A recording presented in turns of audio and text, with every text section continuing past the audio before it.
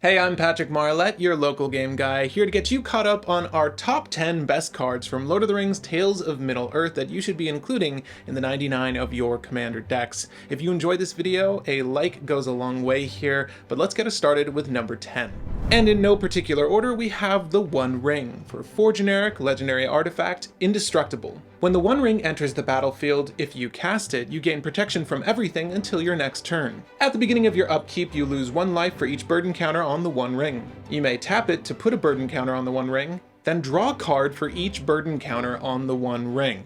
Do you need draw in one of your monocolor decks? How about your artifact deck? Mix in any untap effects such as Voltaic Key or Manifold Key to draw through your deck quickly. Use Clock of Omens to storm through your deck by drawing artifacts, playing artifacts, to untap and draw more artifacts. But if that sounds like too much work for you, there's also a 2-card combo with the One Ring, because of course. Mind Over Matter lets you discard a card, draw 2 cards, discard a card, draw 3 cards, you get the idea.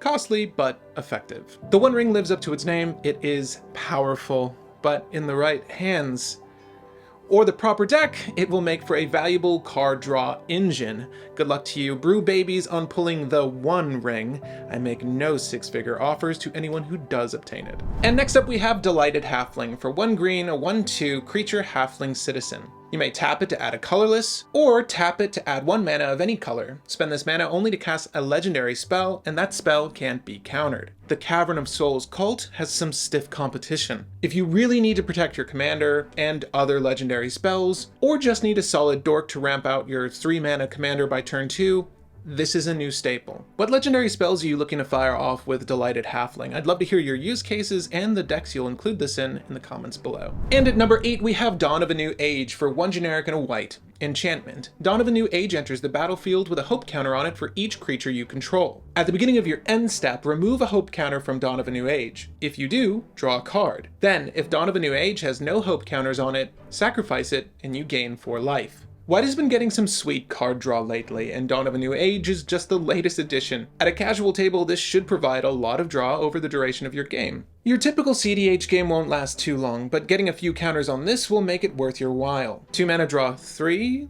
4, potentially 5 in some token decks? Sign me up. Hands down, the best part about this spell is the fact that it triggers at the beginning of your end step, meaning it will replace itself on the same turn it's played.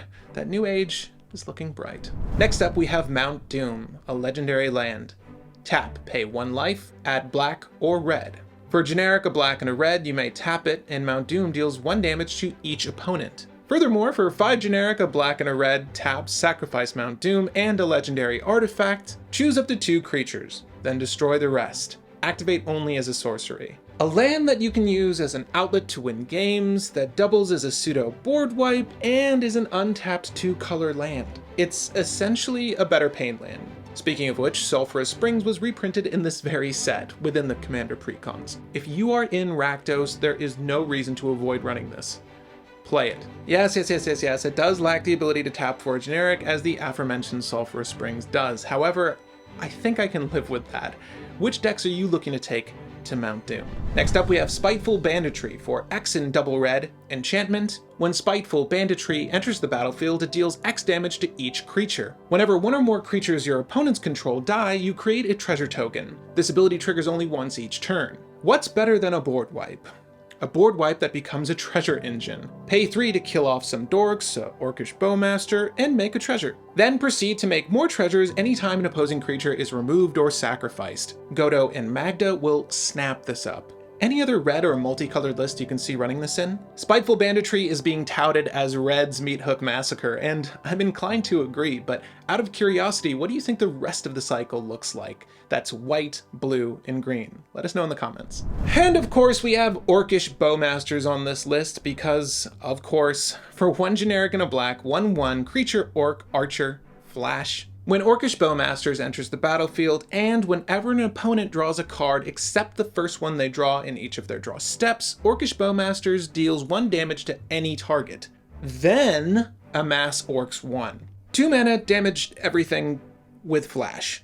Flash this in when an opponent casts a wheel, and you can deal upwards of 22 damage divided as you choose, and make a 22/22 orc. In mono black, you can also use Orcish Bowmasters to combo with Razaketh and Dark Deal to win the game with a ton of Razaketh tutors. Remember, each individual amass trigger will provide us with a 1/1 we'll in turn sacrifice and continue to sacrifice with every trigger. Outside of mono black, which this card is exceedingly good in already, it gets even better. There is no reason you should be avoiding Orcish Bowmasters. It is a must include in any list that incorporates black. Good luck pulling one from your pre-release. I will definitely be picking up a copy or two. Absolute staple. Next up we have Golem's Scheming Guide. For a generic and a black, 2/1 legendary creature, Halfling Horror. Whenever Golem's Scheming Guide attacks, look at the top 2 cards of your library, put them back in any order, then choose land or non-land. An opponent guesses whether the top card of your library is the chosen kind. Reveal that card. If they guessed right, remove Golem from combat. Otherwise, you draw a card and Golem can't be blocked this turn. This card might not be your next commander, but 2 mana, scry 2, and sometimes draw is pretty strong in the 99. At worst, you use this to peek at the top and orchestrate your next draw. At best, you're drawing an extra card each turn. It's a win-win. The real question is, what's in my pocket?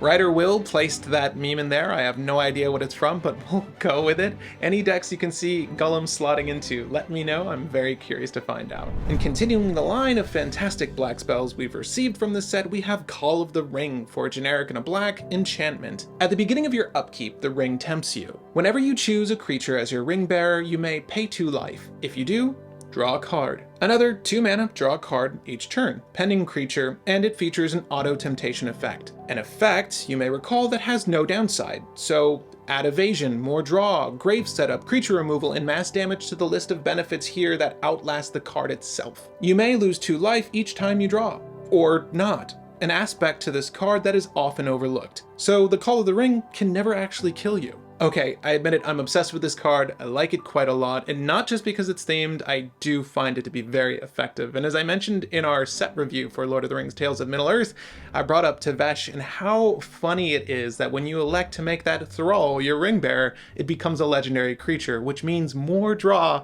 off of Tevesh. So whatever you partnered that commander with, likely Rograk, oh, it's just so effective and good. I'm so curious to know what list you see putting Call of the Ring in, your own Rograk and Tevesh. Definitely let me know in the comments below. Next we have Born Upon a Wind. For a generic and a blue, instant speed. You may cast spells this turn as though they had flash. Draw a card. People love Emergent Zone. People love Quicken.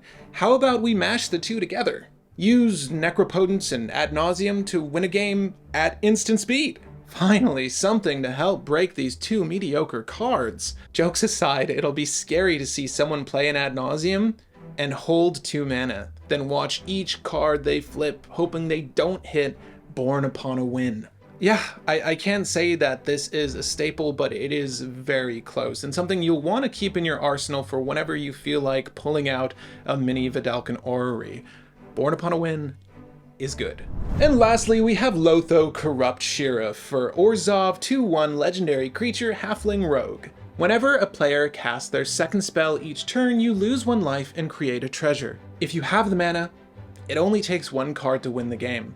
Looking at you, Ad Nauseam.